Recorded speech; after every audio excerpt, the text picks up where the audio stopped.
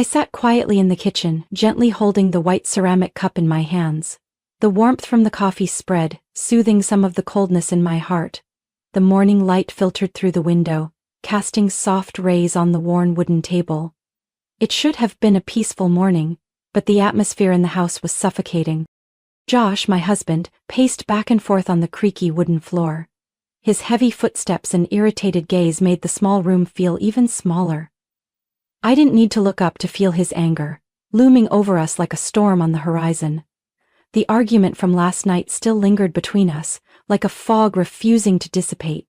Last night Josh had asked me to give my credit card to his sister Megan to help her with an emergency. But I knew all too well that Megan's emergencies were nothing more than impulsive shopping sprees or spontaneous trips. This wasn't the first time she had asked for money, and I was certain it wouldn't be the last. "Megan just needs a little help," Josh had said, his voice a mix of gentleness and unwavering resolve. "She's family. Family helps each other, right?" I had tried to stay calm, responding with measured words. "Josh, I understand. But we have our own limits. We can't keep paying for Megan's mistakes. She needs to learn to take responsibility." My words were like gasoline on a fire. Josh immediately exploded, his voice echoing through the house. "You don't understand anything. You don't have siblings. You don't know what it's like to take care of family." I stayed silent, not wanting to escalate the argument. I knew any reasoning would be pointless. We had been through this cycle too many times. Every time it ended with me giving in and Megan walking away with more money to waste. But not this time. I had made my decision, and I wouldn't change it. This morning I sat there, quietly sipping the bitter coffee. The bitterness on my tongue mirrored the sadness in my heart. Josh kept pacing, his footsteps tapping against my patience. Each time he passed by, I could feel his gaze piercing through me, filled with silent pressure and unspoken threats. "We need to talk, Josh," I said, breaking the oppressive silence. "We can't keep going like this. Megan needs to learn to be independent. It will be good for her and for us." Josh stopped, turning sharply toward me. His face was flushed, lips pressed tightly as if holding back an eruption. "You're so selfish, you know that? My family needs help and all you think about is yourself." I took a deep breath, trying to keep my voice gentle but firm. "I'm not being selfish. I'm trying to protect our own family. We can't keep cleaning up after others. Megan needs to grow up, and sometimes the best help is not helping." "You don't understand anything," Josh shouted, his voice shattering the fragile peace in the kitchen. "Who do you think you are to judge my sister? You don't have a family, so you don't know anything about loyalty." His words cut through me like a knife. I tightened my grip on the cup, feeling its warmth failing to chase away the coldness seeping into my bones. "I may not have siblings," I responded, my voice quiet but resolute. "But I understand responsibility, and right now our responsibility is to maintain stability in our own family. We can't keep going on like this, Josh." He stood still for a moment, his shoulders seemingly slumping. I thought, perhaps, my words had finally reached him. But as hope flickered, his expression hardened. "You are going to give your credit card to Megan," he said, his voice low and threatening. "She'll be here this afternoon, and you'll hand it to her with a smile. Do you understand?" A shiver ran down my spine. Josh's tone had shifted from pleading to commanding, but I knew I couldn't back down. "No, Josh, I won't do that. If she really needs help, we can find another way. Maybe help her create a budget or find a financial advisor. But I won't give her my credit card." My words seemed to ignite his fury. Before I could react, he lunged for his coffee cup on the counter. Time seemed to slow as I saw his hand rise, and then the dark liquid arced through the air, crashing onto my face. I gasped, the scalding heat spreading across my skin. My breath came in ragged bursts, not just from the physical pain but from the shock. The cup clattered to the floor, shattering into tiny white shards, like the sharp fragments of my breaking heart. Josh stood there, his face red and his voice roaring. "You'll pay for this. When Megan gets here, you better do exactly what I said or else." I couldn't hear the rest. Everything blurred into chaos. The man who once held my hand at our wedding, who had promised to love and protect me, was now standing before me with a cold gaze and words as sharp as knives. I slowly raised my hands to my face, feeling the raw heat of my skin and the sticky coffee clinging to me. I looked at Josh. at the kitchen that had once been a sanctuary of peaceful mornings, and now it was nothing but a battlefield of brokenness and pain. I stood there, breathing heavily, my face stinging from the hot coffee. The physical pain was nothing compared to the ache in my heart. Everything around me felt alien, as if I had walked into someone else's home, not the place I once called my own. The beautiful memories had become nothing but a fragile shell, barely covering the deep cracks of a marriage long decayed. Josh left the house after shouting threats, the door slamming shut, tearing apart the already fragile silence. I collapsed onto the chair, the kitchen towel in my trembling hands, dabbing at the coffee dripping from my hair onto my collar. Sharp waves of pain radiated through my skin, but I sat still, frozen by an invisible fear. The cold from the floor seeped into my bare feet, dragging me back to the harsh reality. I can't stay here anymore, the voice in my head echoed, stronger and clearer than ever. The images of what had just happened flashed through my mind, the shattered cup, Josh's fierce gaze, the burning sensation of coffee on my skin. All were undeniable signs that I could no longer ignore. With hands still shaking, I reached for the phone on the kitchen counter. The screen displayed old messages, missed calls from friends I had gradually distanced myself from. Josh didn't like me socializing too much, and I had unknowingly allowed myself to fall into isolation. But there was still one name that made me pause: Clara. My best friend from college, the only one who never turned her back on me despite my countless refusals to meet. Clara always checked in, always left encouraging messages, even when I didn't respond. My fingers trembled as I dialed Clara's number. The phone rang, each tone stretching into eternity. I almost gave up, but then her warm voice broke through. "Hello? Lena?" Hearing her voice, I burst into tears, all the pent-up emotions finally spilling over. "Clara, I need help." Clara didn't ask questions. She simply said, "I'm on my way. Don't worry about anything." I hung up, feeling a weight lift off my shoulders, as if I had grabbed onto a lifeline in a cold, endless ocean. I wiped my face, trying to regain composure. If I wanted to leave, I had to act quickly. Josh could come back at any moment. I opened the bedroom door. The room that once felt warm and safe now seemed cold and foreign. I pulled out an old suitcase from under the bed. We had used this suitcase during our honeymoon in Napa Valley. Back then, I thought I had found a peaceful harbor. But it turned out to be nothing but an illusion. I began packing, prioritizing the most important items: clothes, personal documents, and my laptop. I opened the drawer, feeling for the small box containing the jewelry I had inherited from my mother. I didn't want to leave anything behind, not wanting to give Josh any reason to think I would return. In the corner of the closet, I pulled out a small metal box carefully hidden. Inside was a wad of cash, the money I had been saving for months. Every time I went shopping or ran errands, I kept a bit of change, silently building a nest egg like a little bird. I didn't know why I had done it, but now I was grateful for my own foresight. When the suitcase was full, I returned to the kitchen, where shards of the broken cup still lay scattered on the floor. I knelt down, carefully picking up each piece, as if gathering the fragments of my own shattered self. Each sharp piece of porcelain reminded me of my broken marriage, of the hopes that once flowed warmly, now reduced to emptiness. The doorbell rang, startling me. I stood up, my hand still clutching the cold shards. My heart pounded in my chest, fear weighing down my steps. But then, the familiar voice of Clara called out, "Lena, it's me." I rushed to the door, seeing Clara standing there with worry etched on her face. Without a word, she wrapped me in a tight embrace, her warmth like a flame driving away the cold. I felt the strength and safety radiating from her, as if all the pain was just a bad dream. "I've got the car ready, we're leaving right now," Clara said, her voice both gentle and determined. "You don't need to bring much. I have everything you need." I nodded, pulling the suitcase behind me. As I crossed the threshold, I looked back at the house one last time. The pristine white walls, the wooden table we had chosen together, the wedding photo still hanging on the wall. All were remnants of a life I no longer belonged to. Clara took my hand, guiding me to the car. When the door closed, I felt an invisible line being drawn. From this moment on, I was no longer the Lena of the past, no longer the submissive and fearful wife.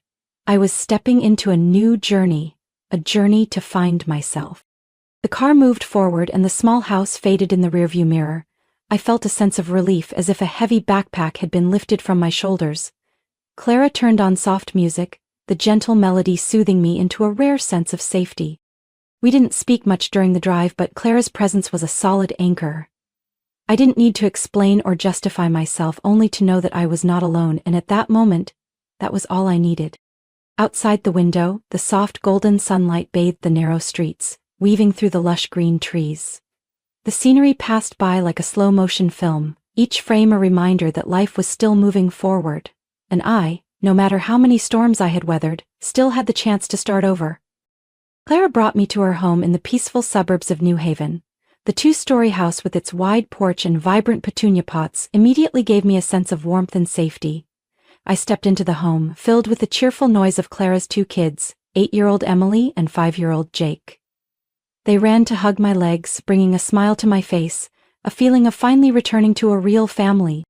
The living room was flooded with natural light, with children's drawings hanging on the walls, each line and color holding the innocence and happiness of youth. I looked around and saw Tom, Clara's husband, smiling warmly at me. He quickly brought out a cup of hot tea, placing it gently in my hands. "Welcome home, Lena," he said, his deep blue eyes filled with genuine care. The first evening passed in a peace I had long forgotten. We had dinner together, the aroma of roasted chicken and homemade garlic bread filling the room. The kids shared funny stories from school, and Clara and Tom exchanged loving glances now and then. The simple, warm family scene eased the tightness in my chest, as if the wounds in my heart had begun to heal. After dinner, Clara and I sat in the kitchen, sipping peppermint tea. She gently asked about everything, not just about Josh, but also about me, about what I wanted to do next. When I mentioned needing a lawyer, Clara immediately brought up Sarah Thatcher, an old friend of hers. "Sarah is really good at helping women who want to get out of toxic relationships," Clara said. "I'll call her first thing tomorrow morning." The next morning, Clara and I went to Sarah's office. I was so nervous that my hands twisted together under the table. Sarah's office was in an old building with red brick walls and large windows overlooking a green park. She greeted us with a warm smile, her bright brown eyes and professional yet approachable demeanor immediately putting me at ease. "I'm so glad you reached out to me, Lena," Sarah said after listening to my story. "First, we need to make sure you're safe. I'll help you apply for a temporary protection order, and we can start the divorce process whenever you're ready." Sarah talked about my legal rights, how to protect my finances and personal assets. She explained how the divorce process would work, and I felt like the fog in my mind was beginning to lift. What had once been an invisible fear had now become specific, achievable steps. On the way back, Clara suggested I find a job to help rebuild my life. "Do you remember Isabella, my cousin? She just opened a small bookstore in the town center. I can ask if she needs any help." The idea of working in a bookstore unexpectedly warmed my heart. I had always loved books, had once dreamed of becoming a writer before those dreams were crushed during my years with Josh. I nodded, feeling a small spark of hope reignite within me. The next day I met Isabella at her bookstore, the Cozy Nook. The place felt like stepping into another world, tall bookshelves reaching the ceiling, warm golden lights, and the comforting scent of new paper mixed with fresh coffee from the small cafe inside. Isabella, with her short hair and radiant smile, immediately made me feel at ease. "Clara told me about you," Isabella said as we sat in a corner of the cafe. "This store is my dream, but I really need someone to help out. Would you like to give it a try?" Without hesitation, I nodded. "I'd love to. I need to start over somewhere, and this seems like a wonderful place to do that." From the very first day, I fell in love with the work at the bookstore, organizing new arrivals, recommending books to customers, and especially the peaceful moments sitting in the cozy corner reading, all made me feel like I was slowly rediscovering myself. Each day that passed, I felt stronger, more confident, and less haunted by my past. Isabella was not only a great boss, but also a new friend. She always found ways to encourage me, from small things like picking a good book to genuinely supportive words when she noticed I seemed withdrawn. "You're starting over, Lena," she said one day as we arranged newly arrived books, "and I believe you'll find your path." Every afternoon, as the sunset cast a golden hue through the bookstore windows, I would sit in the cafe corner, watching people go by and wondering where this new life would lead me. Bit by bit, I began writing in my journal again, capturing my thoughts and feelings. Writing became my outlet, helping me realize I still had so much to say, so many stories to tell. Even though the road ahead held challenges, I knew I was no longer alone. I had Clara, her family, Isabella, and a job that made me feel valued. And most importantly, I had myself. A stronger, braver Lena than ever before. One autumn afternoon, the soft sunlight filtered through Clara's living room window, casting a gentle glow on the plush carpet. I sat in the armchair, flipping through a new book borrowed from Isabella's bookstore, but my mind couldn't focus. The peaceful days with Clara's family felt like a sweet dream, but I always knew the storm wasn't truly over. Clara had taken the kids to the park, and Tom was still at the office. The house was so quiet I could hear every tick of the clock. Suddenly, the doorbell rang, breaking through my thoughts. My heart pounded, a bad feeling creeping in. I gently pulled back the curtain and peeked outside. The familiar black car was parked right in front of the house, and I immediately recognized Josh's license plate. Alongside him was Megan, her usual confident expression still intact, but there was a sharp resolve in her eyes. My hands shook, clutching the phone in my pocket tightly.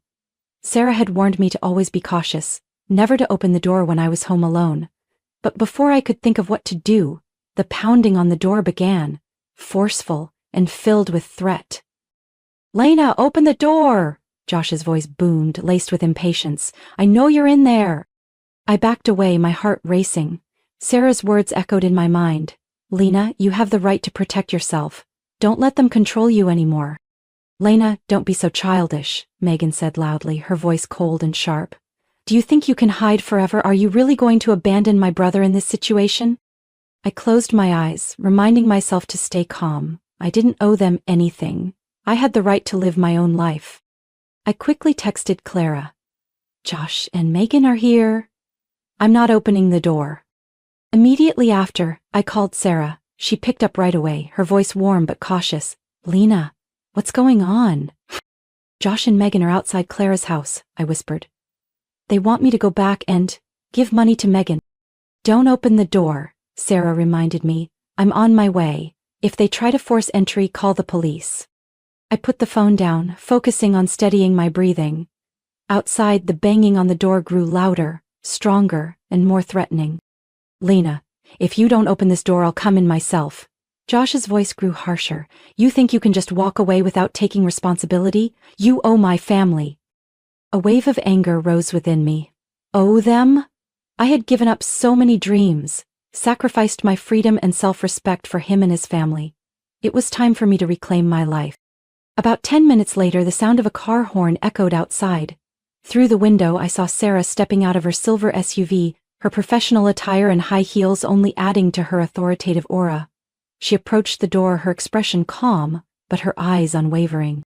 "Josh, Megan, what are you doing here?" Sarah's voice was clear and strong. "None of your business," Megan shot back, but her voice lacked the confidence it usually held. "Actually, this is exactly my business," Sarah responded, pulling out her attorney's card. "I am Lena's legal representative. According to the temporary protection order, you are not allowed to approach her. If you don't want legal trouble, I suggest you leave immediately." Josh hesitated, his eyes wide with surprise. "You think you can stop me? Lena is my wife. I have a right to talk to her." Sarah remained composed. "Lena has filed for divorce. From now on, all communication will go through your attorney. If you do not leave, I will have to call the police." Megan tugged on her brother's arm, her face paling. "Let's go, Josh. Don't make a scene." Josh continued to stare at the door, his expression shifting from anger to desperation. "Lena, please, I just want to understand why you're doing this." Sarah stepped forward, placing herself firmly between them and the door. "Josh, it's too late. You need to respect Lena's decision." Finally, Josh dropped his hands, lowered his head, and turned away. Megan, however, couldn't resist a final threat. "You'll regret this, Lena. You can never escape my family." Sarah crossed her arms, her gaze steely. "This is your last warning. Leave now or face legal consequences." As the black car pulled away from the house, I realized I had been holding my breath. Sarah opened the door, stepping inside with a gentle smile. "They're gone. Are you okay?" Tears streamed down my face, but this time they were from relief, not fear. "Thank you, Sarah. I don't know what I would have done without you."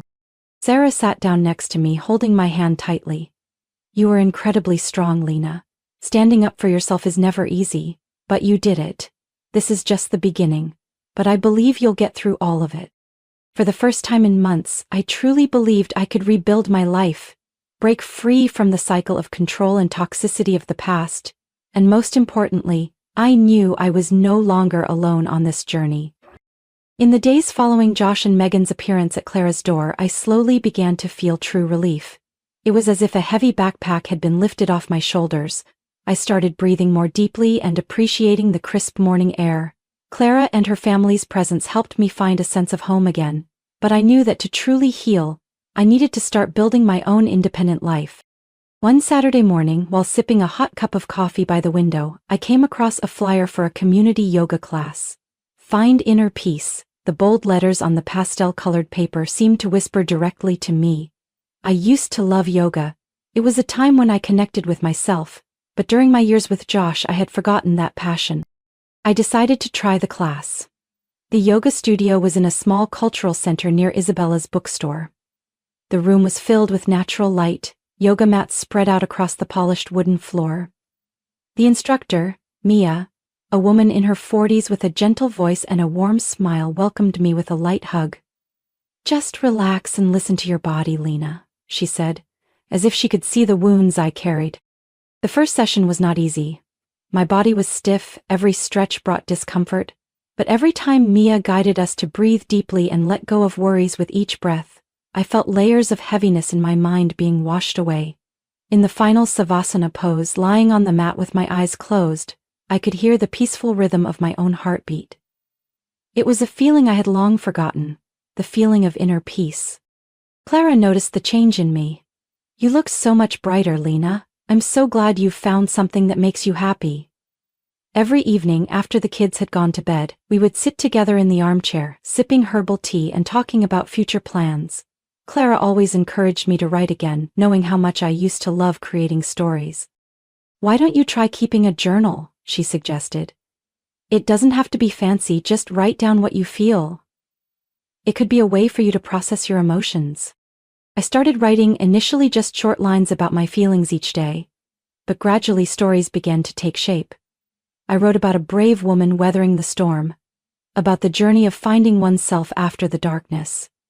Each page felt like a step forward on my path to healing. Working at the bookstore also made me fall in love with life again. Isabella, with her enthusiasm and positive energy, always found ways to make each workday enjoyable. On quiet afternoons when the customers had gone, we would sit by the cash register sipping chamomile tea and sharing our favorite books. Isabella even suggested I write a few book reviews for the store's blog. You have such a genuine way with words, Lena. I'm sure our customers will love what you share. Gradually I began to earn a stable income and started thinking about finding a space of my own. Sarah, with her thoughtful and dedicated approach, helped me manage the legal proceedings of my divorce. She also encouraged me to bravely look for a small apartment, a place where I could truly start over. I found a charming studio apartment in the suburbs. It wasn't big, but it had a window overlooking a green park, a compact kitchen, and a cozy nook where I could set up a writing desk.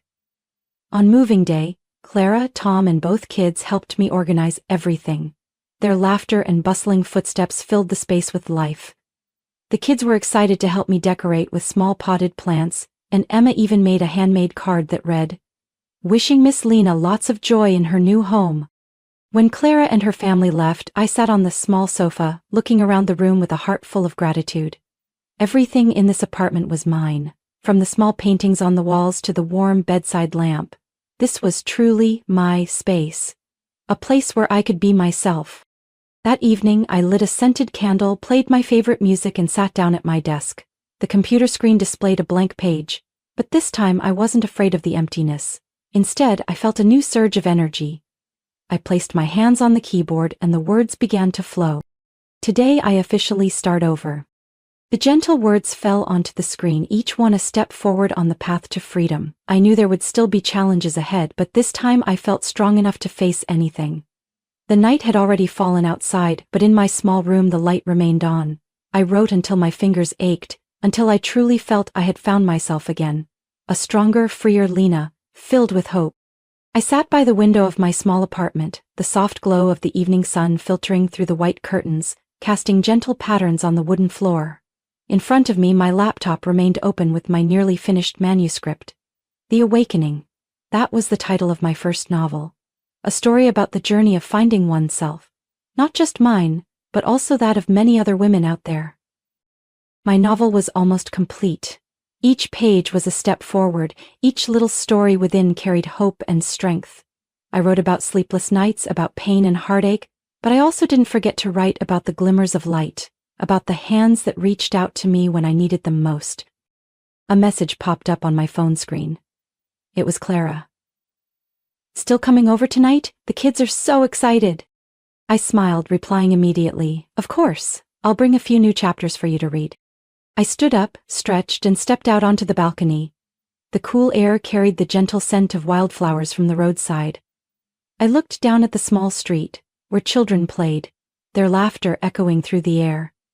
A sense of peace wrapped around me, as if all the past hurts had truly been left behind. Since moving into this apartment, I had found a new rhythm of life. Every morning, I woke up early, brewed a fragrant cup of coffee, and began to write. My job at Isabella's bookstore made me feel valued, meeting people who loved books and hearing their stories. Isabella had even started planning a book signing event for me if The Awakening got published. The thought filled me with both excitement and motivation. That evening I went to Clara's house. Her warm home, filled with soft yellow lights and the smell of freshly baked goods, instantly made me feel welcome. The kids ran to hug me, their small embraces overflowing with love.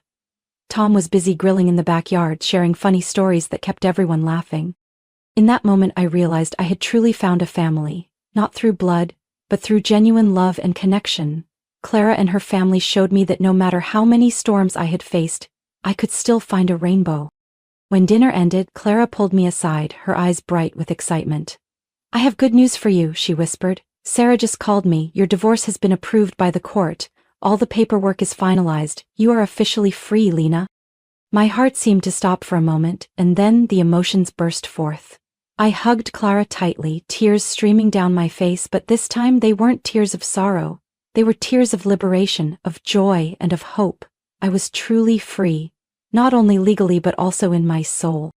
That night, when I returned to my apartment, I opened the windows, letting the cool night breeze fill the room. I sat at my desk, reopened the manuscript I had been working on. The cursor blinked steadily on the blank screen, but this time, I knew exactly what I wanted to write. Tomorrow is a new day. I used to be afraid of each morning, but now, I embrace it with gratitude. The sun will rise and I will continue walking my own path with an open heart and a free spirit. This is not just the end of an old chapter, but the beginning of a bright new one in my life. I clicked save, closed my laptop, and stepped out onto the balcony. On the horizon, the city lights sparkled like stars, reminding me that life goes on, that so many beautiful things are still waiting for me ahead. I took a deep breath, feeling the breeze caress my skin. Everything was peaceful, and I knew that at last I had found myself. My story was still unfolding, but this time, I was the one holding the pen, writing new chapters with courage and love for myself. Lena's story is not just a journey of overcoming pain and finding oneself, but also a testament to the inner strength that lies within each of us. In real life, we all face challenges, sometimes even deep wounds from toxic relationships or unfair circumstances. However, just as Lena did, as long as we are brave enough to set boundaries, love ourselves, and seek help when needed, everything can change. Life always offers new opportunities to those who stand up and continue writing their own story. What do you think of Lena's journey and her courageous decision? Share your thoughts in the comments below. Don't forget to hit follow to stay tuned for more meaningful and real-life stories about family life in upcoming videos.